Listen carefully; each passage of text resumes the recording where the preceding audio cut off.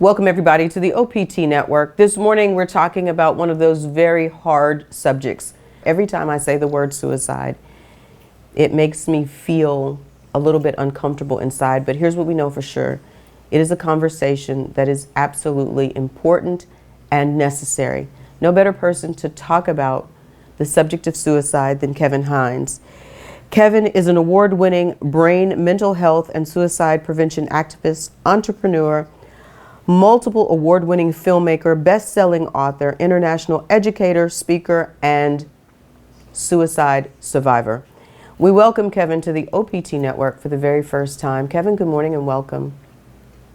Thank you so much for having me. I really appreciate it. I'm grateful to be here to share my story with you and your audience. Absolutely. So Kevin, during the opening, I said it's such a hard conversation to have, to think about, just to even put out into the atmosphere, but we know it's necessary. So I want you to take us back to a young boy who was struggling mentally, but didn't quite understand that time, or if you did understand that time in your life, take us back to that young boy. Before I do that, I want to say something about how it's a very uncomfortable conversation to have about suicide. It doesn't have to be. What we need to do in this country and around the globe is normalize the conversation of suicidal ideation and suicide attempts and deaths, so that people are okay to talk about it, because the only way we're going to find out if the next person is suicidal is if we ask them those pointed and important questions. Are you thinking of killing yourself? Have you made plans to take your life? And do you have the means? Which doesn't put the thought in their mind that's a myth that's been spread across the span of time, but in fact gives them permission to speak on their pain. And a pain shared, I always say, is a pain halved. But back to what led me to go to the Golden Gate Bridge at 19, a very young man, to attempt to take my life in a way that is 98% fatal.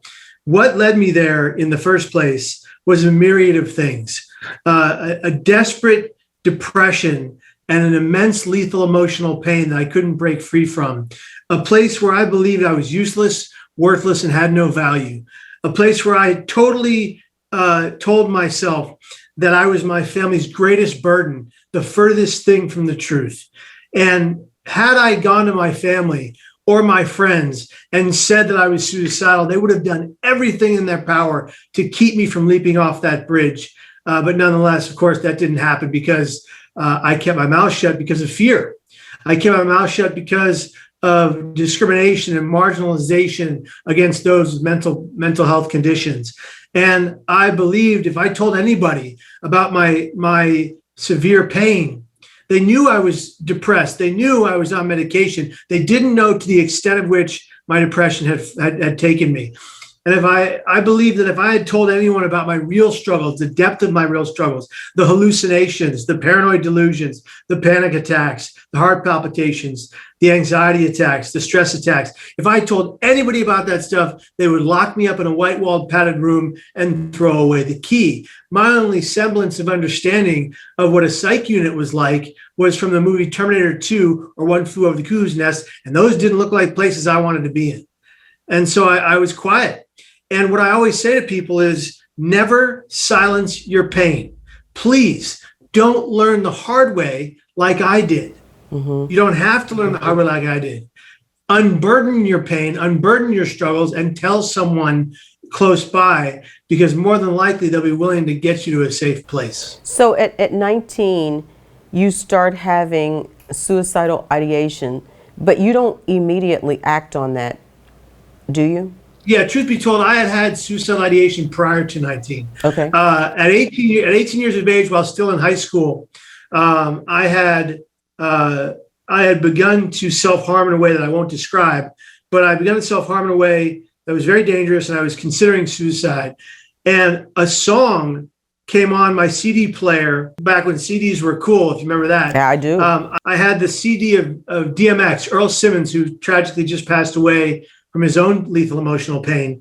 But I had this one of his songs on it. It was one of his prayer skits, and the words in the song, as I was about to really attempt, where, Lord, I'm in so much pain, please take me away. And then God comes in and says, no, I put you here to do a job, and your work ain't done. To live is to suffer, but you're still my son. And there will be a time when you shine as bright as the stars, but there won't be a his or hers, just ours. And at that moment, I put down what I was doing and I stopped everything. I bandaged myself up, and I put a long sleeve shirt on. And, if it wasn't for that song coming on at that time, I don't know what would have happened. I don't know what would have happened. I imagine I would have kept going. And I'm so glad that in that sense, DMX and his words saved my life. That was my first attempt. And I didn't tell anybody nobody knew about this until after my attempt off the Golden Gate Bridge at 19. Wow. And so tell us about the voices in your head, and what was that like for you? Oh, we can trace back auditory hallucinations to biblical times. You see in the Bible where some folks in the Bible and some people in the Bible hear voices and they see things that nobody else can see or hear. So we could trace it back all the way to the beginning of history, if you will. But with the modernization of mental health and the understanding of what the eye does and what the brain does to the eye when you see things that nobody else can see or hear, and how that all works is fascinating. I'm learning a lot about that. But I was seeing things that sometimes were terrifying, sometimes were wonderful. Sometimes I would see things like giant metallic spiders crawling across my window, trying to eat me alive, which was absolutely, as you can imagine, terrifying. Mm-hmm. Sometimes I would see Death himself hover through my window with his staff and blade, his scythe in his right bony arm, and he'd reach out his other bony hand, turn it upside down, and his eyes would light to fire in his skull face as he would say, come home with me, Monday through Monday, but I'd never told anyone. And these things would occur on a daily basis, but I would pretend they weren't real. They were real to me. Nobody else could see them. I was having auditory hallucinations of people screaming in my head. Imagine you have your earbuds in, mm-hmm. and instead of that nice song you want to hear play, you hear a guy's voice in your head screaming that you have to die. That's what it was like. And it was like no one I had ever known or loved yelling at me. It wasn't a voice I recognized. It was absolutely petrifying. And this was a part of my day-to-day. And I had to fight it every single day. And I did it quietly because of that fear, once again, that they would just throw me in a cage. Wow. Do you think that those hallucinations and those voices were from the trauma that you had experienced earlier in your life? I have to say that trauma plays a huge role in how we cope and how we exist and what we deal with, right? Mm-hmm. It's not always the case, but I think that more so than depression, which is what people usually attribute to suicidal ideation, more so than depression, I believe, and the new data is supporting this, that significant trauma, which is different for every person, it doesn't have to be combat stress. It doesn't have to be that you're a firefighter and you've been in too many blazes. It can simply be that your parents get divorced and you didn't see it coming. And you can have a catastrophic response to that divorce, and thus that's your trauma. But for me, I had trauma from the moment I was born. I was born on 6th Street in a crack motel, born to biological parents who, after they had me and my brother, were on drugs and alcohol. And they would leave me and my brother unattended to go do score or sell drugs in a place they had to pay for on the hour, by the hour. And if you didn't, you were out. That was our life. I was fed in the first 9 months of my life what my birth parents could steal. Kool-Aid, Coca-Cola, and sour milk was my first diet. My gut to brain health was very, very poor when I got to Pat and Debbie Hines' house. And they had to deal with that for the first 30 days of being with them. And those were your parents, and those were your parents that eventually adopted you. Yes, Pat and Debbie Hines, they are my mom and dad. They came in, they swooped in, they saved my life. They took in 3 kids from 3 separate families into one, made a melting pot of a family. I'm mixed. My brother's black, my sister's white, all from different families into one. And they saved our lives. Wow. Hold that thought. Let's take a break here. But when we come back, let's talk about what led you to the Golden Gate Bridge and that moment that would change your life and the lives of those people who loved you forever. Stay on point. We're back with more right after this. Welcome back, everybody, to the OPT Network and our effort to shine a light on suicide. And as you said in the last segment, Kevin, to normalize the conversation and really to change our whole verbiage about how we look at it, how we address it, how we talk about it, and most importantly, how we help people. Kevin Hines is our guest this morning, and he has done extensive work and study and speaking and writing on the subject. He is a suicide survivor. Before we went to break, we were talking about your upbringing and the trauma, and you're adopted by your parents, and for all intents and purposes, life is good. But what happens on the journey after things become normal and you meld into the family unit? Growing up with the Hines family and being a Hines, it was a beautiful thing. We needed nor wanted for anything. Pat and Debbie Hines had worked tirelessly for everything they ever earned the hard way. My dad, he had a rough childhood. His parents, much like my birth parents, had substance use disorder, but they had primary alcoholism, and they would die of liver failure, cirrhosis at very young ages. In fact, 49 and 54 is when they would pass away, leaving him with about $17 in his pocket to make his way in the world. And he would go out and he would become one of the most prominent San Francisco bankers of his time, having gone from nothing to something, as they say. My mom, Debbie, she would just retire this year as a 49-year nurse in San Francisco, having every nursing job you can possibly think of, a very noble profession. She started off in the burn unit in the trauma center at Mills Hospital all those years ago, which is a honorable profession. And they worked really hard to give us a great life. And I thought to myself growing up, how could anything go sideways from here? I'll grow up. I'm going to get into that good school. I'm going to get that great job. I'll be successful because I have been given what so many kids like me don't have in this country: opportunity, possibility, and a future, And instead of that happening, at 17, my brain broke and I had a complete mental breakdown. And at 19, I went to the Golden Gate Bridge in an attempt to take my life. And what led me there was a litany of horrifying auditory hallucinations telling me I had to die, screaming in my head, beckoning at levels you can't express without piercing eardrums. And so I believe is Pat, your mom, who's the nurse at the time, she has no idea that something is off? Does she have any idea? Patrick's my dad. I'm living with him at the time. Okay. Debbie's my mom. She was at her house. And I'm with my dad. And I had gone into his room that morning to say goodbye and tell him I love him for one last time. He convinced me that he would take me to City College if I took the bus home. And when he asked me to be with him that day, I said I'd be fine because I knew I was going to go to the Golden Gate Bridge and I was going to jump off.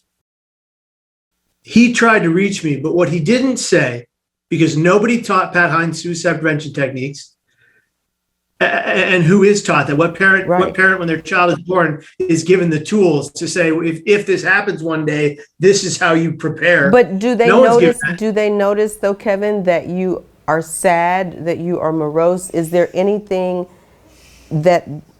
Here's the thing. I hit it so well that morning because I was elated. I was happy the pain was finally going to end. And people liken it to this. When you find yourself in extreme physical pain, what do you want that pain to do? Go away. Go away, stop, or end. That's physical pain.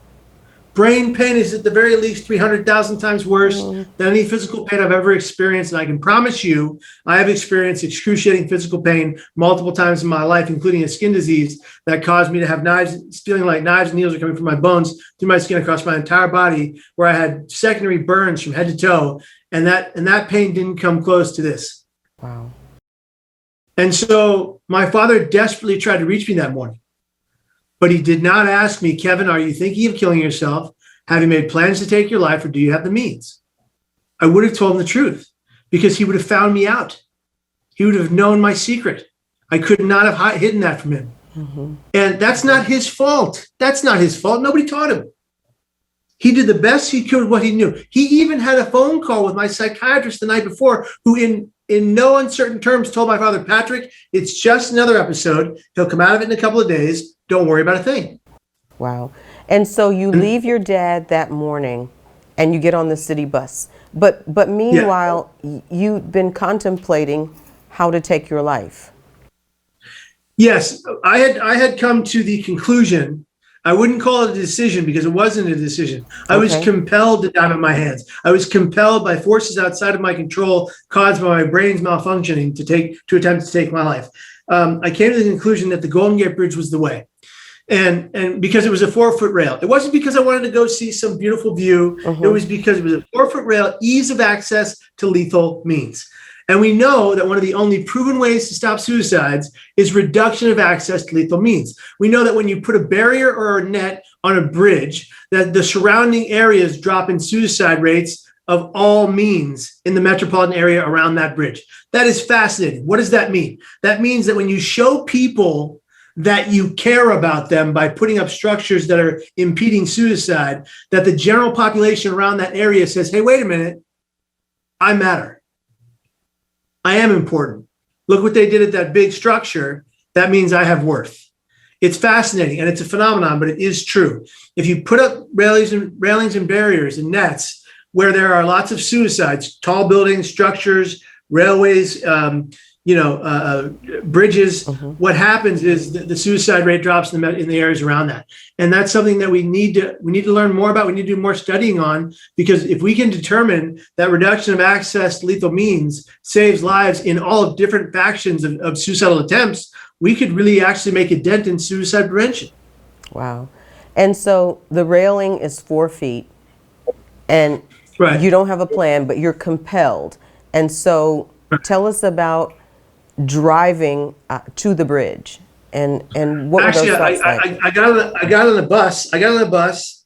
I sat in the very back row in the middle of the seat looking out upon everybody, and I began to cry softly and then moderately, and then waterfalls flowing from my eyes, mucus dripping from my nose. And then I began to yell aloud on a crowded bus filled with people about how I was feeling inside. I said, leave me alone. I don't want to die. Why do you hate me so much? What did I ever do to you? And now, if they weren't before, 100 people are looking down the barrel of the bus at me, but saying absolutely nothing. Except for one man who looks to the guy to his left and says, while pointing at me, what the hell's wrong with that kid? With a smile on his face. And that is what's wrong with some of society today. Our human ability to see someone, anyone, in the greatest lethal emotional pain they've ever experienced, but feel nothing for them, but fear of them or apathy toward them. That's his problem. It's not mine. And I have to say that I disagree with that notion. I believe if we are nothing else on this planet, we are at the very least supposed to be one thing: our brothers and sisters and individuals keepers. I believe we are here for one purpose: to give back to those we know, those we love, those we don't know from Adam, and those we don't even like. Wow. What we are not here to do is hurt each other with our words or our actions. That much I know. And I've learned that the hard way. And I don't want to, everybody I present to, everybody I tell my story to, I don't want them to learn that hard way. I want them to understand that, yes, you may have suicidal ideations. Yes, you may have times when you believe you are worthless, but you are not. And suicide is not the answer. It is the problem. Hold that thought. We'll take a break here, but when we come back, we'll talk about that faithful moment. Stay on point. We're back after this. Welcome back, everybody, to the OPT Network. This morning, we're talking about suicide, how we normalize having the conversation, and most importantly, prevent those who are suffering in silence. Our guest this morning is Kevin Hines. He is a suicide survivor, educator, speaker, and author. And before we went to break, Kevin, I think that your work is going around the world, and we pray that a difference will be made by you sharing your story.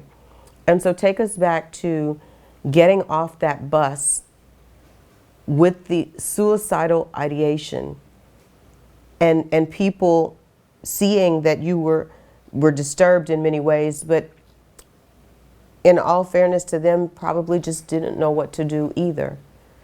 So you get off the bus, and what happens? I paced back and forth up and down the bridge for 40 minutes. I cried the entire time. I found a particular light rail. I cried my tears below, the water's below. And that's when a woman approached me from my left, and she had blonde curly hair and these giant sunglasses. And I really believed that she smiled at me, that this was it. This was the woman that was going to stop me. She was going to ask me if I was okay. She was going to save my life. And instead, she pulled out a digital camera and said, "Will you take my picture?" And I couldn't believe it. I thought, how can you not see the pain in my eyes? But I realized the sun might have been in hers, or maybe she was trying to show me something beautiful and I didn't see it. But nonetheless, I took her picture several times and she walked away. And something clicked inside me. I said, absolutely nobody cares, which was the furthest thing from the truth. Everybody cared. Everybody wanted me to be alive. Nobody wanted my death, certainly not by my hands. And I walked back to the traffic rally. I sprinted forward and I catapulted myself over the rail. And it was at this millisecond that my hands left that rail that I had an instantaneous regret for my actions and this 100% recognition that I just made the greatest mistake of my life, and I thought it was too late. For 98% of people who've leapt off that bridge, it's been too late. They never, ever get to tell their stories. For the less than 2% that have survived that fall, only 5 of us get the privilege to stand, walk, and run. They call us the most exclusive survivors club in the world. There's a book of the same name about our story called by Ben Sherwood. I get to be here. I get to be here. It's a privilege and it's a gift. And in the waters, as I failed to stay afloat after resurfacing, I thought I was going to drown. I thought, this is it. Nobody's going to save me. What happens in your for. mind when you hit the water and you're still alive? Well, I was 70 feet beneath the water's surface and I thought I was going to drown. And so my biggest fear was, I don't want to drown. What have I just done? And I'm thinking to myself, why'd you jump into a giant body of water if you didn't want to drown? And it just goes to show you the irrational and illogical nature of suicidal crisis. And in the water, when I finally surfaced, which I almost passed out and drowned because I couldn't, I was running out of air. I only had that one breath as I was falling in between the bridge and the water. And I was convulsing and I was thinking, this is it. This is where I die. And when I got to the surface, something began circling beneath me. And I thought, you've got to be kidding me. I didn't die jumping off the Golden Gate Bridge and a shark is going to eat me. Perfect. Mm-hmm. Well, it turned out to be no shark at all. I would be on a television program a year later to the date of my attempt promoting a suicide prevention campaign. And a man named Morgan wrote into the show after he saw my story. And he said, "Kevin, I'm so very glad you're alive. I was standing less than 2 feet away from you when you jumped on that day." He said, "By the way, there was no shark like you mentioned on the show, but there was a sea lion. And the people above looking down believed it to be keeping your body afloat until the Coast Guard boat arrived behind you. Now call it what you want. That's my miracle." And this creature did not leave from beneath me and was bumping me up. I was no longer doing this, wading in the water. I was floating on my back, being kept buoyant by this creature. And then when the Coast Guard boat murmur was heard behind me, this thing took off. Officers pulled me onto a flatboard, put me in a neck brace, strapped me in from head to toe, and started asking questions. It was really a 4-part miracle. A woman on the bridge called her friend in the Coast Guard. That's why the Coast Guard got to me within a 3-minute window before I'd set in hypothermia. The sea lion kept me afloat until the Coast Guard boat arrived. The ambulance got me to the hospital, even during an asthma attack where I couldn't breathe. The hospital happened to have one of the foremost back surgeons on the West Coast, who was not supposed to be there that day, performed a back surgery on me that's in a medical journal. It's the first and only of its particular kind. He invented it for me, and it saved me the ability to walk, stand, and run. So all of these things came into play to save my life that day. And I have to give it up to God. I have complete faith. I always have. That's my prerogative. I don't push that on anybody, but that's how I feel. All those things came into play to save my life. I get to be here. And here I am now on this mission to try to reach people of all ages, of all backgrounds, who've gone through all kinds of different things. But the common denominator of the people I get to reach is they are all dealing with pain of some kind: physical, emotional, mental, all the above. And I've always said that pain is universal. Mm-hmm. You can go anywhere in the world, and I've traveled all over the world sharing my story, and it's been translated to different languages. You can go anywhere in the world, and if you talk about pain and overcoming it and how you overcame it, people comprehend. And the best part of these things is that they then come to you and they tell you their story. And it's fascinating. I've heard thousands and thousands of stories, tens of thousands of stories from all over the world, and it's been a gift. So, Kevin, when you get to the hospital and you come back to yourself, what is the conversation like with yourself after hearing all of these voices, and what does your family say? Well, it wasn't like the voices just went away. Okay. They were still there. They were still there. This didn't cure me. This didn't, make it all disappear. This was a pivotal situation in my life that made me recognize perspective.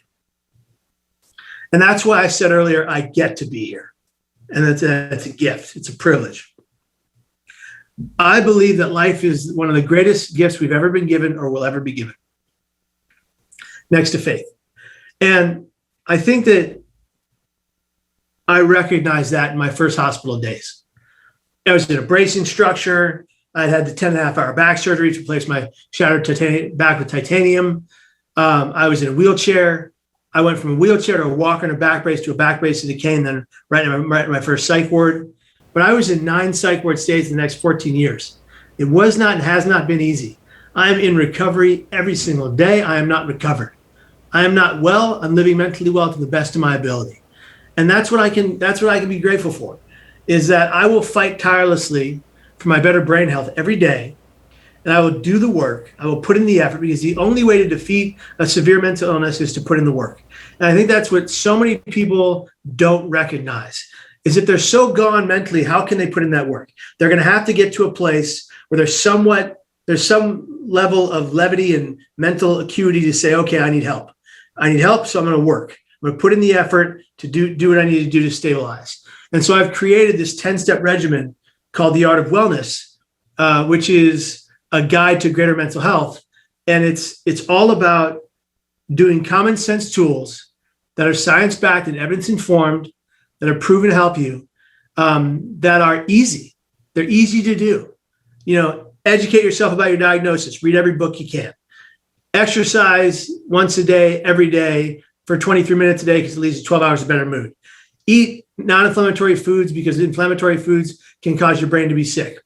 Those are just 3 of the 10 steps, but they go on like that. And people from around the world, as far as Peru, Africa, China, and Japan, have said that by following these steps, in America and the UK and beyond, and by following these steps, they see a significant improvement in their mental health within 6 to 9 months. Why? Because they're putting in the effort, they're putting in the work, and they're changing their own lives. Wow. I'm not a lifesaver. I've never saved a life. I've never saved a person's life in my days. What I've done is become a conduit. I'm a person who shares a story, and then the people that listen to that story, they hear the message, they connect to the story, they remember the story, then they go home and do the work, and they save and change their own lives. But I've had hundreds of thousands of people tell me that this story saved their life, but I see it differently. I see it like they're just becoming awakened to something that they can do on their own. And when they do that, it's astounding to see the levels they can reach. Wow. Hold that thought. Let's take a break here. But when we come back, I want to talk about the docuseries that you're going to be promoting. And I also want to talk about sharing your story. Stay on point. We're back right after this. Welcome back, everybody, to the OPT Network. Our guest this morning is Kevin Hines, and he is sharing his experience, his life, and most importantly, hope. There is hope for people who have suicidal ideation or who are contemplating in any way, hearing voices, taking their own lives. So Kevin, after you go through these years of mental help and 14 years of getting the help, when do you decide, I'm going to share my story, I'm going to talk about what happened and jumping off of that bridge? When does that happen for you? So that actually happened 7 months after my attempt. So I was in the psych ward after my initial attempt, and a Franciscan friar came to see me. And he's got the black robe and the white robe and the rosary in one hand, and he's got the stark white hair and the sandals, and he looks like St. Francis with no birds. And he comes into my room, and this is a chaplain of the hospital, and he would always check the chart before he entered the hospital room. But for the first time in 30 years, he goes, I'm just going to walk in. And he walks in, and I'm putting on my back brace, and I've got my cane to my to my side here, and he goes, "Hey kid, what are you in for?" I said, "Brother, I jumped off the Golden Gate Bridge." And he goes, "Yeah, and I'm the Pope." He didn't believe me. He thought I was just saying that because I was delusional. I said, "No, brother, that's why the back brace, that's why the cane. I literally did that." He said, "Oh, I feel so sorry. I apologize. I feel so silly. Let's pray." And he comes over to my left side, and we say Our Father and Hail Mary together. And he goes, "Kid, when you get better, you want to talk about this." And I looked at him and I said, "About what? To who?" I didn't know what he meant. And he said, "You'll see. Every day, Brother George Cherry would come into my room. Every day he would say, 'When you get better, you ought to talk about this.' On the last day of my stay, he comes in and I'm about to be discharged. And he says, 'Kevin, I expect that you'll talk about this.' And I'm telling you, I just was like, 'Okay, buddy, sure, whatever.' I get out of the hospital, and very soon thereafter, my dad takes me to the church I grew up in, the church my wife and I would be married in later, church I was confirmed at and baptized at. And we go to the church, and the priest is giving a sermon that I think is talking directly to me. Like, I feel like my dad, had a backroom meeting with the priest and was like, "Okay, these are the things you need to say to reach my son." That's what it felt like. And he comes out of the service afterwards, and I'm hobbling down the stairs with my back brace and my cane. My dad's holding my back. He's holding my elbow, making sure I don't fall. And the priest yells, "Kevin, come back." And so I hobble back up the stairs. And he goes, "Kevin, how would you like to come and share your experience with our 7th and 8th grade class this Good Friday?" And I looked at him and I said, "Father, I don't have a speech and I wouldn't know what to say." And my dad shoved me forward and said, "He'll do it." And I looked back at my dad like, "What are you doing? What are you doing? I want to do this." He goes, "Well, do it. We need closure." And he needed closure. Wow. And I said, "Well, I need to go home and lay down." He goes, "Kevin, you'll do it. Tell him you'll do it." I said, when my dad says thing 3 times, you do it, right? So I said, "Father Harriman, I'll see you on Good Friday." Wow. So I go home, and right before Good Friday, on Good Friday, I write a speech until 3 a.m. that day. I hadn't even, and my dad edited it that morning at 7 a.m. It was edited by 8. And at 9 a.m., we went to the rectory, and here I am in front of 120 7th and 8th grade kids in their Catholic uniforms, the same uniform I used to wear. And I'm freaking out. I'm thinking, who is this going to help, and what am I doing here? Well, I give the speech, and I'm dropping page by page to the floor with one thumb. I'm reading them while crying and shaking the entire time with my back brace over my shirt, feeling like a goofball, holding my cane with one hand to keep me stable while leaning against the table on my back. And at the end of that speech, when I dropped that last paper to the ground, I thought, what have I do? Who did that help? That didn't do anything for anybody. And immediately 8 hands go up. And I'm thinking, wait a minute.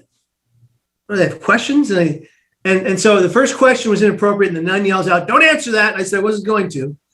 And the next 7 questions were intelligent, empowering, important questions. And I knew I'd made an impact. Wow. And I get a call 2 weeks later from the priest.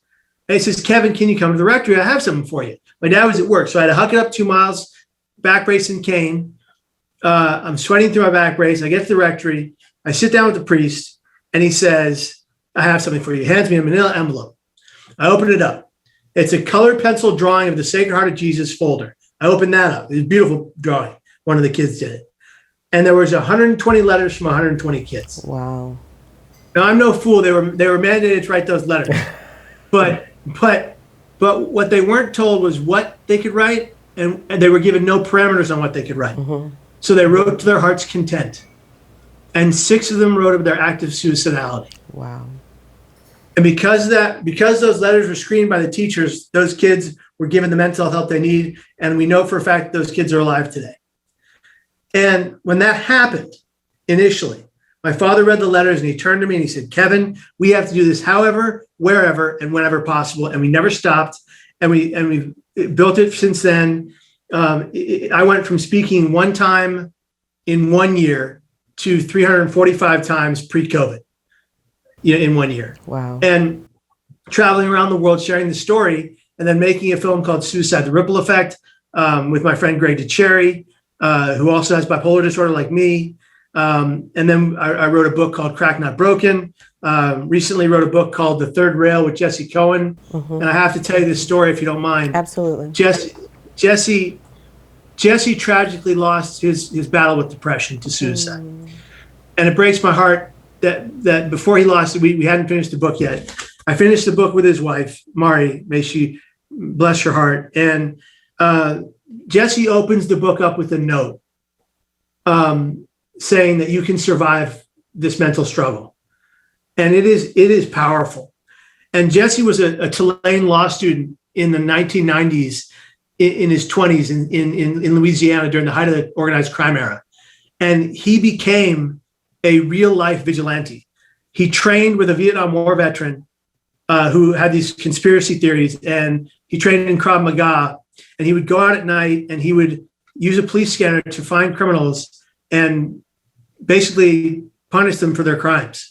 And he would turn them into the police. He would leave them tied up and there for the police to take in, and with a note of what they did. And it was in his mania, he became this animal. He became this person that would fight for the good of other people, that would give back to his community, and that was in a way that was so manic that a quote unquote normal person would never think to do these things. He went up against some of the most ruthless in the city, and he came out victorious. He was in and out of jail because of it, in and out of psych wards because of it, but he really saved some lives. And his story can save lives, because if people can read what mania is, then they can know that they might be dealing with it, then they can go get their help. And that's why he wrote this book with me. And I'm so grateful to be putting it out to the world. It just was released May 15th of this year, and we want it to save lives, and we know that it can. And it's a quick read. You'll read it in 2 hours because it's a fast-paced book, much like you see a movie. But it's fascinating. His story is fascinating, and I was glad to know him when he was still here. And I pray for his family every day. Tell us about the movie that you're coming to Louisiana to premiere. I'm going to do a panel. Yeah, I'm going to panel with that film. So my wife and I are producers on that film. It's called My Ascension. It's the story of Emma Benoit, a young lady who, as a teenager, dealt with severe anxiety and depression, but never told anybody. And in her pain, she found a gun, and she attempted to take her life in a way that was very near fatal. She survived, however, losing the ability to walk. And now she travels all over sharing her story. And the film follows her journey to stand again, to take a few steps, things like that. And it is empowering. It is moving. It's a tearjerker, but it's also something that you watch and you go, now I know that I have worth, and I'm valuable, and that I do matter, and that suicide is not the answer. And so Greg DeCherry actually is the director of that film, and he co-produced Suicide: The Ripple Effect with me, and he really did an amazing job. And Emma is one heck of a storyteller. Wow. One heck of a storyteller. Well, we look forward. We look forward to the release, and we look forward to many, many more conversations with you, Kevin. Thank you so much for sharing your experience, your life, and hope with our listeners and viewers. It is an incredible story. Thank you so much. Thank you so much. I really appreciate your time. Thank you. Indeed.